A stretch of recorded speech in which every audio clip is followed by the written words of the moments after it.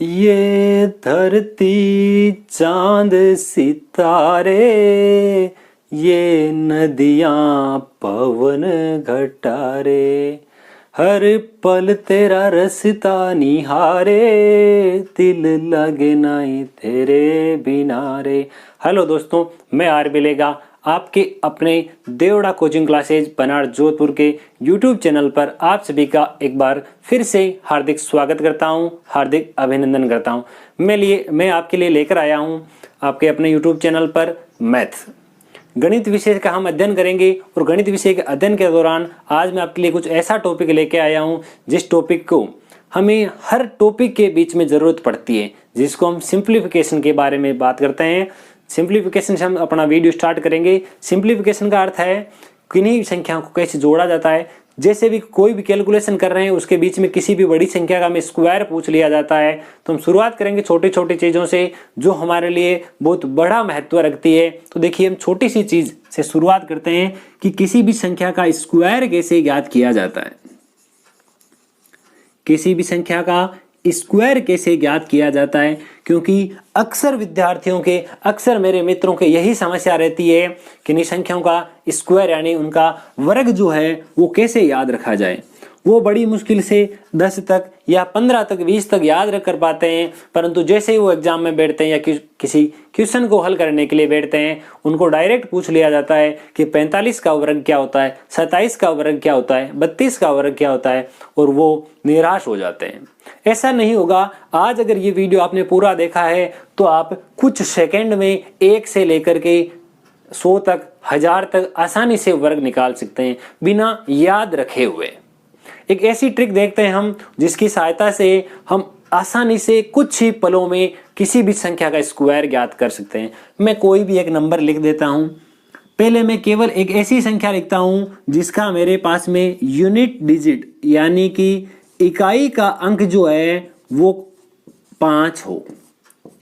ऐसी कोई भी संख्या जिसका इकाई अंक 5 होना चाहिए। कितना होना चाहिए? 5। जैसे मेरे पास में कोई भी संख्या 15 है, चाहे 25 है, चाहे 45 है, कोई भी संख्या मेरे पास में है, उनमें से प्रत्येक संख्या का मैं स्क्वायर जो है वो आसानी से कम समय में बता सकते हैं। तो कैसे बताएंगे?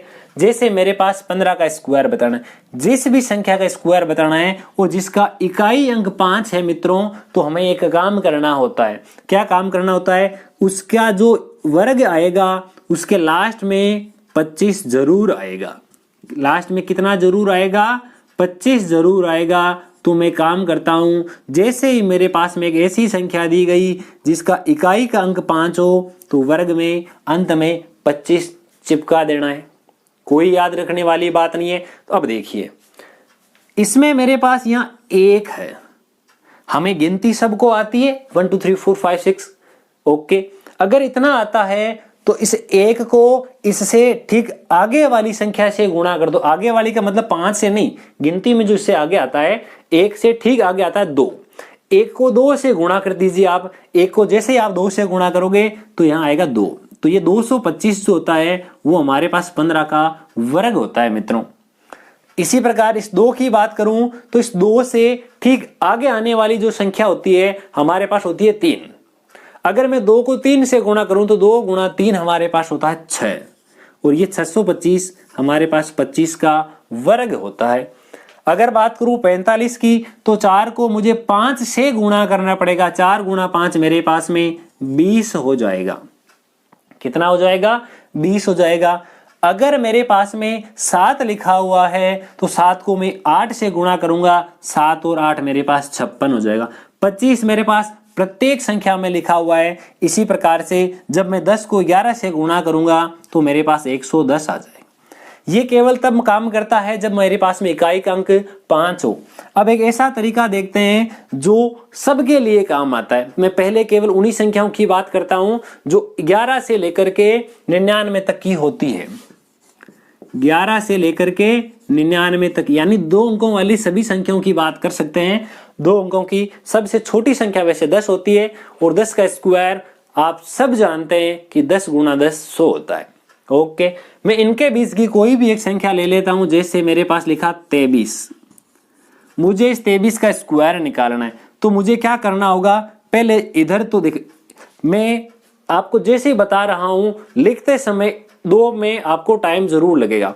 2 या 3 से ज्यादा जैसे ही आप प्रैक्टिस करोगे, आपका समय ये मान लो 1 सेकेंड, 2 सेकेंड, 3 सेकेंड, इससे ज्यादा नहीं लगने वाला।